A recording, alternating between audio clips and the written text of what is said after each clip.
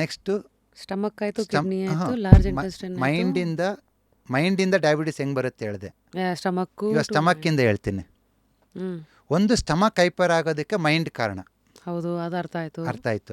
ಇನ್ನೊಂದು stomach hyper ಆಗೋದಕ್ಕೆ food ಕಾರಣ. ಹೇಗೆ?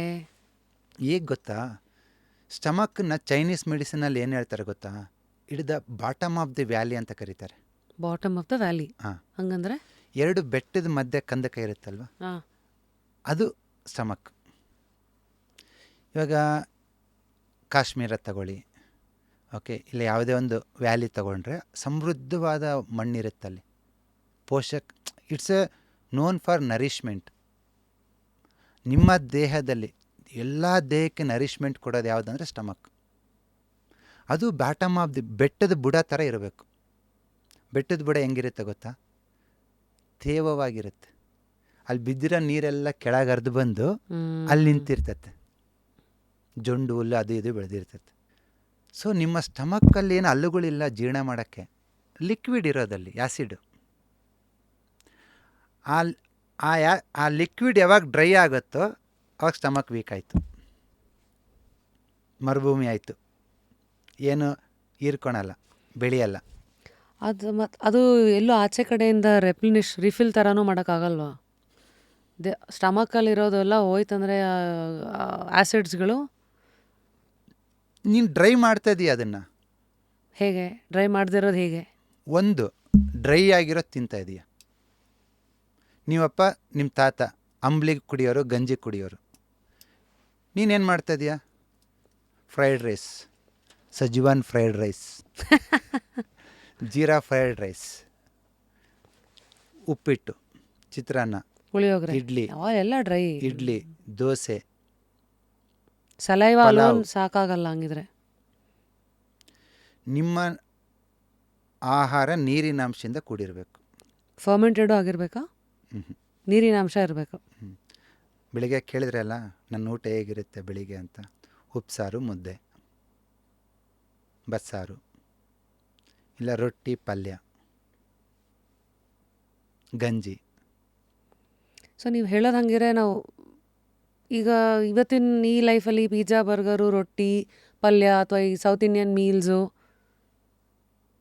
ಇದೆಲ್ಲ ಹಂಗಿದ್ರೆ ನಮ್ಮ ಅವನತಿಗೆ ನಾವೇ ಕಾರಣ. ಪ್ಯೂರ್ ಸೌತ್ ಇಂಡಿಯನ್ ಮೀಲ್ಸ್ ಏನು ಗೊತ್ತಾ, ಅನ್ನ ಸಾಂಬಾರು.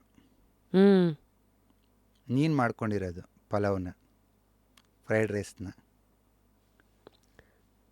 ನೀನು ಡ್ರೈ ಆಗಿರೋದು ಏನೇ ಕೊಡ್ತಿರಲ್ವಾ, ಅದು ಜೀರ್ಣ ಆಗೋದಕ್ಕೆ ಸ್ಟಮಕ್ಕು ತನ್ನಲ್ಲಿರ್ತಕ್ಕಂಥ ನೀರಿನಾಂಶನ ಕೊಡುತ್ತೆ ಪ್ರತಿ ಸರಿನೂ. ಸೊ ಅದು ಅಲ್ಲಿ ಎಕ್ಸಾಸ್ಟ್ ಆಗ್ತಾ ಇರುತ್ತೆ. ನೀನು ಬಿಸ್ಕೆಟ್ ತಿಂದೆ, ಚಿಪ್ಸ್ ತಿಂದೆ, ಪಲಾವ್ ತಿಂದೆ, ಬಿರಿಯಾನಿ ತಿಂದೆ, ಪ್ರತಿ ಸಾರಿನೂ ಸ್ಟಮಕ್ ಡ್ರೈ ಆಗ್ತಾ ಹೋಗುತ್ತೆ. ಸೊಲ್ಯೂಷನ್ ಇದಕ್ಕೆ ಹಂಗಿದ್ರೆ you should take liquid content food. ಕೆಲವ್ರು ಏನಂತಾರೆ, ನಾನು ನೀರು ಕುಡಿತೀನಿ, ಊಟದ ಜೊತೆ ಕೋಕ್ ಕುಡಿತೀನಿ. ನೀರಿನಾಂಶ ಅಂದರೆ ನೀರು ಬೆಂದಿರಬೇಕು. ತರಕಾರಿ ಜೊತೆ ನೀರು ಬೇಯಿಸ್ತೀವಿ ಸಾಂಬಾರಲ್ಲಿ, ಸೂಪಲ್ಲಿ, ಆ ಥರ ಇರಬೇಕು. ಇಲ್ಲ ಮಜ್ಜಿಗೆ. One of the best medicine for your stomach is buttermilk. ಅಮೃತನ ಅಂತಲೇ ಹೇಳ್ಬೋದು. ಬಟ್ ತಗೊಳೋದಕ್ಕೂ ಟೈಮ್ ಇದೆ. 11 ಗಂಟೆಯಿಂದ 2 ಗಂಟೆ ಒಳಗೆ ತೊಗೋಬೇಕು ಮಜ್ಜಿಗೆನ. ಯಾಕೆ? ಸಂಜೆ ತೊಗೊಂಡ್ರೆ ಸ್ಟಮಕ್ ಕೋಲ್ಡ್ ಆಗಿಬಿಡ್ತೈತೆ, ಸ್ಟಮಕ್ ವೀಕ್ ಆಗುತ್ತೆ, ಜಠರಾಗ್ನಿ ಮಂದ ಆಗಿಬಿಡ್ತೈತೆ. ಬೆಳಗ್ಗೆ ತೊಗೊಂಡ್ರು, ಬಟ್ ಅವಾಗ ಮಧ್ಯಾಹ್ನ ಊಟಕ್ಕೆ ತೊಂದರೆ ಏನಾಗಲ್ವಾ? ಮೊಸರು ಮಜ್ಜಿಗೆ ಟೈಮಿಂಗ್ ಬಂದುಬಿಟ್ಟು 11 ಗಂಟೆ ಮೇಲೆ 2 ಗಂಟೆ ಒಳಗೆ. ಸೂರ್ಯ ದಗ ಅಂತ ಉರಿತಿರ್ಬೇಕು. ಸೊ ರಾತ್ರಿ ಇವತ್ತೆಲ್ಲ ಯೋಗರ್ಟು ಗೀಗರ್ಟು, ರಾತ್ರಿ ಮೊಸರನ್ನ, ಮತ್ತು ರಾತ್ರಿ ಎಷ್ಟೆಷ್ಟು ಮೊಸರು ಮಜ್ಜಿಗೆ ಕೊಡ್ತಿರೋ, ಹಣ್ಣುಗಳು ಕೊಡ್ತಿರೋ, ಸಲಾಡ್ಸ್ ಕೊಡ್ತಿರೋ. Very simple madam. ಮೊನ್ನೆ ಸುಮ್ಮನೆ ಒಂದು ಉಡುಪಿ ಹೋಟ್ಲಿಗೆ ಹೋಗಿದ್ದೆ. ಅವನು ಓನರ್ ಹೇಳ್ತಿದ್ದ, ಕ್ಲೌಡಿ ವೆದರ್ ಇದೆಪ್ಪ, ವ್ಯಾಪಾರ ಡಲ್ ಇದೆ. ನಮಗೆ ಮೋಡ ಕವಿದ ವಾತಾವರಣ ಇದ್ದಾಗ ಸರಿಗೆ ಹಸುವಾಗಲ್ಲ. ನೀ ಎ ಸಿ ರೂಮಲ್ಲೇ ಕೂತ್ಕೊಂಡಿರ್ಬೋದು, ಬಟ್ ಹೊರಗಿಂದು ಕ್ಲೌಡಿ ವೆದರ್ ನಿಮ್ಮ ಸ್ಟಮಕ್ ಮೇಲೆ ಇಂಪ್ಯಾಕ್ಟ್ ಮಾಡುತ್ತೆ. ನಿಮ್ಮ ಜಠರಾಗ್ನಿ ಡೈರೆಕ್ಟ್ಲಿ ಪ್ರೊಪೋರ್ಷನಲ್ ಟು ಸನ್ಲೈಟ್. ಓಹೋ. ಅದಕ್ಕೆ ಜನರು ಬುದ್ಧಿವಂತರು, ಸಂಜೆ ಮೇಲೆ ಊಟ ಮಾಡಲ್ಲ.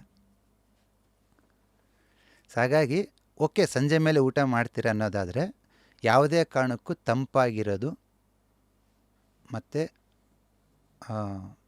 ಕೋಲ್ಡ್ ನೇಚರ್ ಫ್ರೂಟ್ಸು, ಹ್ಮ್ ರಾ ವೆಜಿಟೇಬಲ್ಸ್, ಮೊಸರು, ಮಜ್ಜಿಗೆ ಯಾವುದೇ ಕಾರಣಕ್ಕೂ ಮಧ್ಯಾಹ್ನ 3 ಗಂಟೆ ಮೇಲೆ ತೊಗೋಬಾರ್ದು. ತೊಗೋತಿದ್ರಿ ಅಂದ್ರೆನಾಗಿ ನಿಮ್ಮ ಸ್ಟಮಕ್ಗೆ ನೀವೇ ಹಳ್ಳ ತೊಡ್ತಿದ್ದೀರ. ಸೊ ಈಗ ಅದನ್ನ ಮೇಂಟೈನ್ ಮಾಡೋಕ್ಕೆ ಸಿದ್ಧಸೂತ್ರಗಳು ಹೇಳಿ ಹಂಗಿದ್ರೆ. Mistakes to avoid, 5 mistakes to avoid 5 ಅಲ್ಲ 10 ಹೇಳ್ತೀನಿ. ಹೇಳಿ. ಇವಾಗ diabetes is one of the weakness of the stomach. ಬೇರೆ ಏನಿಲ್ಲ. ಸ್ಟಮಕ್ ವೀಕ್ ಆದರೆ ಪ್ಯಾಂಕ್ರೆಸ್ ವೀಕ್ ಆಗುತ್ತೆ, ಹ್ಮ್ ಇನ್ಸುಲಿನ್ ಪ್ರಾಬ್ಲಮ್ ಆಗುತ್ತೆ. ಸ್ಟಮಕ್ ವೀಕ್ ಆಗೋದಕ್ಕೆ ಮೊದಲನೇ ಕಾರಣ ನೀವು ಡ್ರೈ ಫುಡ್ ತೊಗೊಳೋದು. First mistake to 10th mistake is don't take dry food. Anything dry. Next, but ತೊಗೋಬೋದು ಡ್ರೈ ಫುಡ್ಡನ್ನು. ಯಾವಾಗ ಗೊತ್ತಾ? ವೆದರ್ ತುಂಬ ವೆಟ್ಟಿರಬೇಕು. ಓಹೋ, ನಮ್ಮಪ್ಪ ಹೊರಗಡೆ ಮಳೆ ಬಂದರೆ ಬಜ್ಜಿ ಬೋಂಡ. ಬಜ್ಜಿ, ಬೋಂಡ, ಉರುಗಡ್ಲೆ ಉರಿಯೋದು, ಶೇಂಗಾ ಉರಿಯೋರು, ಚಿಪ್ಸ್ ಮಾಡಿಕೊಡೋರು ನಮಗೆ. ಓ, ಅವೆಲ್ಲ ಅದೆಲ್ಲ ತಿನ್ನಬೇಕು, ಗೊತ್ತಿತ್ತು. ಅವೆಲ್ಲ ಬೇಕು. ಬಟ್ ಯಾವಾಗ ಕ್ಲೌಡಿ ವೆಟ್ಟಿರಬೇಕು. ಸರ್ ಸಿಂಪಲ್ ಆಗಿ ಹೇಳ್ಬೇಕಂದ್ರೆ ಆಪೋಸಿಟ್. ಹ್ಞೂ ಆಚೆ ಕಡೆ ಬಿಸಿಲಿದ್ಯಾ, ಇಲ್ಲಿ ತಂಪು ಅದರದ್ದು ಕೊಡು. ತಂಪು, ಆಚೆ ಕಡೆ ಅಲ್ಲಿ ತಣ್ಣಗಿದೆನಾ ಇಲ್ಲಿ ಬಿಸಿ. ಡ್ರೈ. ಸೊ ನಿಮ್ಮ stomach is the source of the energy. ನಿನ್ನ ಜೀವನದಲ್ಲಿ ಅದನ್ನು ಹೇಗೆ ನೋಡ್ಕೋಬೇಕಂತ ಕಲ್ತ್ಕೊಂಡ್ಬಿಟ್ರೆ you are the don, you are the master, you are the scientist, you are the best doctor. ಏನು ಇದನ್ನು ನಾನು MBBS ಓದಿಯೋ ಆಯುರ್ವೇದಿಕ್ ಓದಿ ಹೇಳ್ತಾ ಇಲ್ಲ, ಸಾವಿರಾರು ಪೇಷಂಟ್ ನೋಡಿ ಹೇಳ್ತಿರೋದು. ನನಗಿಂತ ಬೆಸ್ಟ್ ಹೀಲರ್ ಸಿಗೋದಿಲ್ಲ ನಿಮಗೆ. ಯಾಕೆ ಗೊತ್ತಾ? ನಾವು ಯಾವ ಬುಕ್ಕು ಓದಿಲ್ಲ, ಪೇಷಂಟ್ನೇ ಓದಿರೋದು.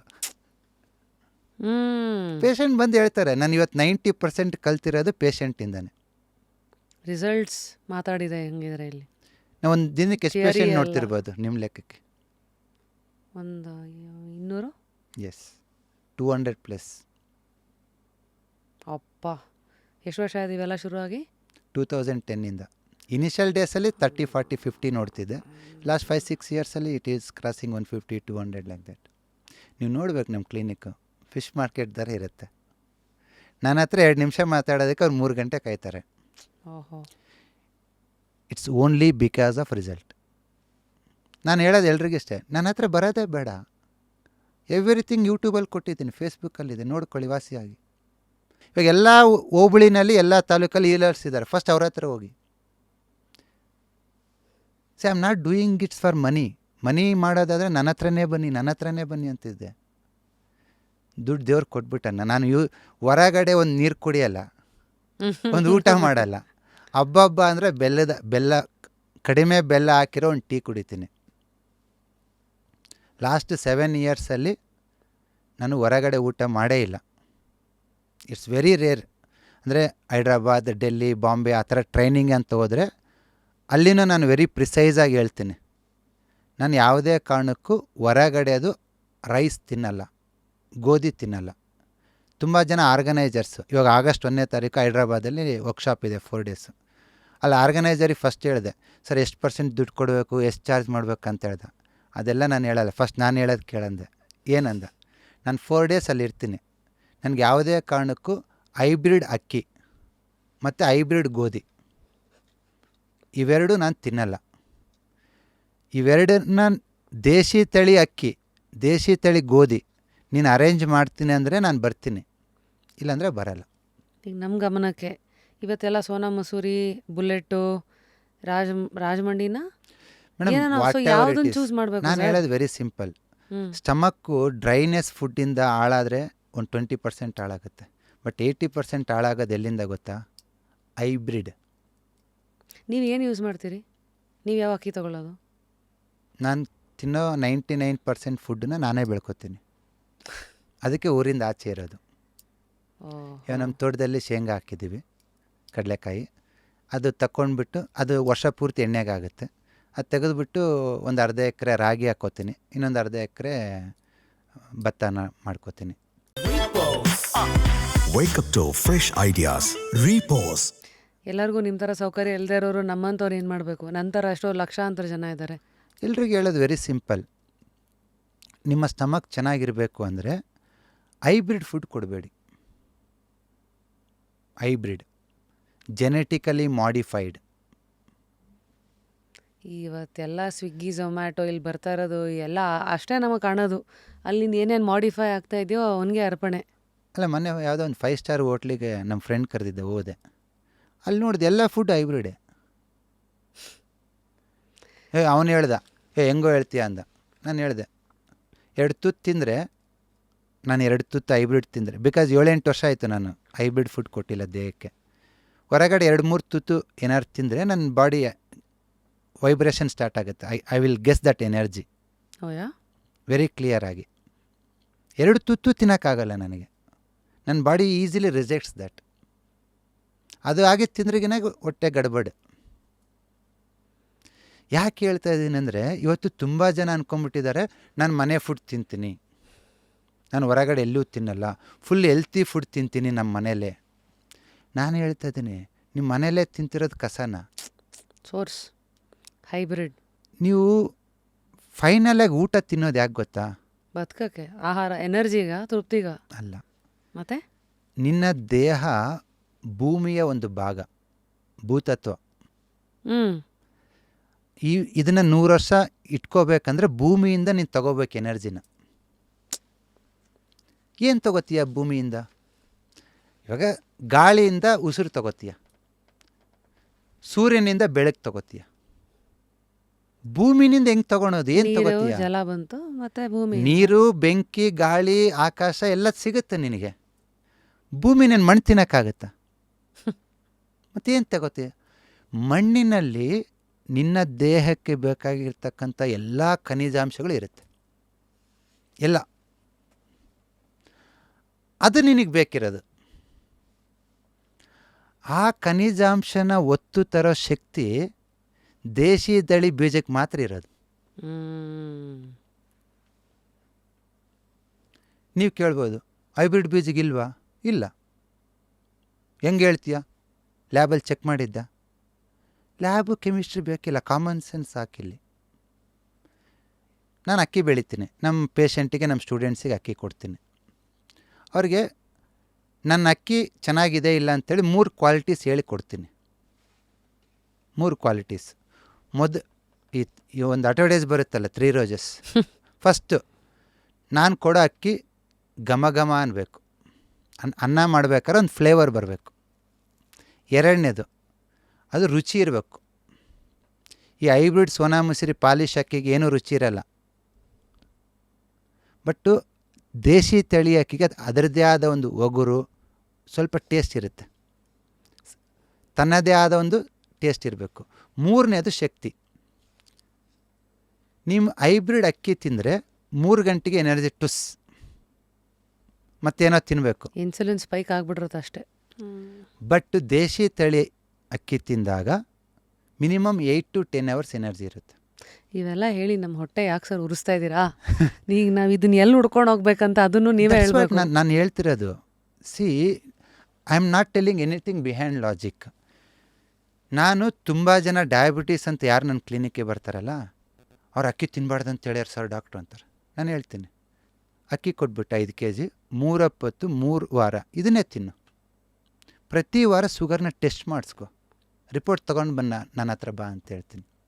ಸೊ ಇದು ಅಕ್ಕಿನೂ ಸಿಗುತ್ತಾ ನಿಮ್ಮ ಇದರಲ್ಲಿ ವೆಬ್ಸೈಟಲ್ಲಿ? ದೊಡ್ಡದಾಗೇನು ಬೆಳೆಯಲ್ಲ ಮೇಡಮ್, ಚಿಕ್ಕದಾಗಿ ಸ್ವಲ್ಪ. ಇವಾಗ ಎಲ್ಲರೂ ಕೇಳಿದ್ರೆ 2 ದಿನಕ್ಕೆ ಖಾಲಿ ಆಗುತ್ತೆ. ನಾನೇನು ಮಾಡ್ತೀನಿ ಅಂದರೆ, ಅಕ್ಕಿ ಯಾರಿಗೆ ಕೊಡ್ತೀನಿ ಅಂದರೆ, ನನ್ನ ಹತ್ರ ಯಾರು ಹಿಂದಿನ ತಿಂಗಳು ಅಕ್ಕಿ ತೊಗೊಂಡಿರ್ತಾರಲ್ವ, 2 ತಿಂಗಳ ಮುಂಚೆ ತಗೊಂಡೋಗಿರೋರಿಗೆ ಮಾತ್ರ ಕೊಡ್ತೀನಿ. ಯಾಕೆ ಗೊತ್ತಾ? ನನ್ನ ಹತ್ರ ಅಕ್ಕಿ ತಿಂದಮೇಲೆ ಅವ್ರು ಬೇರೆ ತಿನ್ನೋಕ್ಕಾಗಲ್ಲ. ಅಷ್ಟೇ ಲಾಜಿಕ್. ಇನ್ನೇ ಹೊಸರಿ ಕೊಡಬಾರ್ದಂತಿಲ್ಲ, ಕೊಡೋಷ್ಟು ಇಲ್ಲ ನನ್ನ ಹತ್ರ. ಬಟ್ ನಾನೇನು ಮಾಡ್ತಾಯಿದ್ದೀನಿ ಅಂದರೆ, ತುಂಬ ಜನಕ್ಕೆ ಬೀಜ ಕೊಡ್ತಾಯಿದ್ದೀನಿ. ಬೆಳ್ಕೋಬೋದಾ? ನೀವು ಬೆಳ್ಕೊಳ್ಳಿ. ನನಗೆ ಇಲ್ಲಿ ಬಿಸ್ನೆಸ್ ಎಲ್ಲ ಮಾಡಬೇಕಾಗಿರೋದು. I want to social reformation ತರಬೇಕು, ನಾನು ಸಮಾಜದಲ್ಲಿ ಆರೋಗ್ಯನ ತರಬೇಕು. ಇದಕ್ಕೆ ಯಾಕೆ ನೀವು ಅದನ್ನೇ ಒಂದು ದೊಡ್ಡ ಸ್ಕೇಲಲ್ಲಿ ಮಾಡಿ ಎಲ್ಲರಿಗೂ ಸಿಗೋಂಗೆ ಮಾಡಬಾರ್ದು? ಯಾಕೆಂದರೆ ಎಲ್ಲರ ಹತ್ರನೂ ಹೊಲ ಇರತ್ತಾ, ಒಂದು ಸಮಯ ಅರ್ಥ ಇರತ್ತಾ? ಮಾಡ್ಕೊಳ್ಳಿ, ನಾನು ಅದನ್ನು ಮಾಡೋಕ್ಕೆ ಹೋದೆ ಅನ್ಕೋ, ಈಲರ್ಸ್ನ ಯಾರು ಕ್ರಿಯೇಟ್ ಮಾಡ್ತಾರೆ? ಈಲರ್ಸ್ನೇ ಮಾಡಿದ್ರಗಿನಾಗಿ ಇನ್ನೊಂದೇನು, ಸಿ, ನಾನೇ ಇಳಿದು ಮಾಡೋದಾದರೆ ನಾನು ಫಸ್ಟು ನಾನು ಎಲ್ಲರಿಗೂ ಟ್ರೀಟ್ಮೆಂಟ್ ಕೊಟ್ಬಿಡೋಣ ಅಂದ್ಕೊಂಡಿದ್ದೆ. ಎಷ್ಟು 1000 ಜನಕ್ಕೆ ಕೊಡ್ತೀರಾ? ನಾನೇ ಎಲ್ಲ ಬೆಳೆದ್ಬಿಟ್ಟು ಎಲ್ರಿಗೂ ಅಕ್ಕಿ ಕೊಡೋಣ ಅಂದ್ಕೊಂಡು ಎಷ್ಟು 1000 ಜನಕ್ಕೆ ಕೊಡ್ತೀರಾ? ಅದಕ್ಕೆ ನಾನು ಸ್ವಲ್ಪ ಬೆಳಿತೀನಿ, ಒಂದು 50-100 ಎಕರೆಯಲ್ಲಿ ಬೆಳಿತೀನಿ, ನಾನು ಕೊಡ್ತೀನಿ, ಎಲ್ರಿಗೂ ಸಾಲಲ್ಲ, ಅದಕ್ಕೆ ನಾನು ಬೀಜ ಕೊಡ್ತೀನಿ. ಅದಕ್ಕೇನಾದ್ರು ಒಂದು ಸುಮ್ಮನೆ ಮನಸ್ಸಲ್ಲಿ ಇಟ್ಕೊಳ್ಳಿ ಸರ್, ಪ್ಲ್ಯಾನ್ ಮಾಡಿ. ಅಂದರೆ ಮುಂದಿನ ದಿವಸದಲ್ಲಿ, ಹ್ಮ್. ಯಾಕಂದರೆ ಯಾರು ಗುಣಮಟ್ಟಕ್ಕೆ ಬಿಸ್ನೆಸ್ಸಿಗೆ ಅಲ್ಲದೆ ಈ ಥರ ಒಂದು ಇಂಟೆನ್ಷನ್ ಇಟ್ಕೊಂಡಿರ್ತಾರಲ್ಲ, ನೀವು ಎಲ್ಲೇ ತೊಗೊಂಡ್ರು ಆಗಲ್ಲ ನಾನು ಅಂತ. 3 ಗುಣ ಚೆಕ್ ಮಾಡ್ಕೊಳ್ಳಿ. ಫಸ್ಟ್ ನನ್ನ ರೈಸೇ ಕೊಟ್ಟರು ಫಸ್ಟ್ 5 kg ತೊಗೊಳ್ಳಿ ನೀವು. ನಾನು ಹೇಳೋದು 3 ಗುಣ ಇದೆನಾ, ಫಸ್ಟ್ ಫ್ಲೇವರ್ ಇದೆನಾ, ಟೇಸ್ಟ್ ಇದೆನಾ, ಹೇಳಿದ್ರಲ್ಲ, ತಿಂದಾದ್ಮೇಲೆ ರುಚಿ 8 ಗಂಟೆ ಎನರ್ಜಿ ಇರಬೇಕು. ಸೊ ಇಲ್ಲಿ ನೀವು ನೋಡಿದ ಮಟ್ಟಿಗೆ ಯಾವ್ದಾದ್ರು ಬ್ರ್ಯಾಂಡ್ಸಲ್ಲಿ ಇದೆಯಾ? ಅಂದರೆ ಈಗ ಯಾವುದೂ ಇಲ್ಲ. ಲಾರ್ಜ್ ಸ್ಕೇಲ್ ಮಾಡಿದಾಗ ಇದು ಕಷ್ಟ ಮೇಡಮ್. ಸೊ ನಾನು ಹೇಳೋದಿಷ್ಟೇ, ಹೈಬ್ರಿಡ್ ಅಕ್ಕಿ ತಿಂದರೆ ಅದರಲ್ಲಿ ಎನರ್ಜಿ ಇರಲ್ಲ. ಹೈಬ್ರಿಡ್ ಗೋಧಿ ತಿಂದರೆ ಅದು ಲಿವರ್ನ ಹಾಳು ಮಾಡುತ್ತೆ. ಹೈಬ್ರಿಡ್ ಅಕ್ಕಿ ತಿಂದರೆ ಸ್ಟಮಕ್ಕು, ಸ್ಪ್ಲೀನು, ಪ್ಯಾಂಕ್ರಿಯಾಸ್ ಹಾಳಾಗುತ್ತೆ. ಹೈಬ್ರಿಡ್ ಗೋಧಿ ತಿಂದರೆ, ರಿಫೈನ್ಡ್ ಆಯಿಲ್ ತಿಂದರೆ ಲಿವರ್ ಹಾಳಾಗುತ್ತೆ. ಈಗ ಅದು ಬೇರೆ ಶುರು ಆಗಿದೆಯಲ್ಲ, sunflower madam oil. Very simple, 3 organ ನಿಮ್ಮ ಬಾಡಿನಲ್ಲಿ. ಎಣ್ಣೆನ ಜೀರ್ಣ ಮಾಡೋದು ಲಿವರು, ಓಕೆ. ಕಾರ್ಬೋಹೈಡ್ರೇಟನ್ನ ಜೀರ್ಣ ಮಾಡೋದು ಸ್ಟಮಕ್, ಸ್ಪ್ಲೀನ್, ಪ್ಯಾಂಕ್ರಿಯಾಸ್. ಪ್ರೋಟೀನ್ನ ಜೀರ್ಣ ಮಾಡೋದು ಕಿಡ್ನಿ.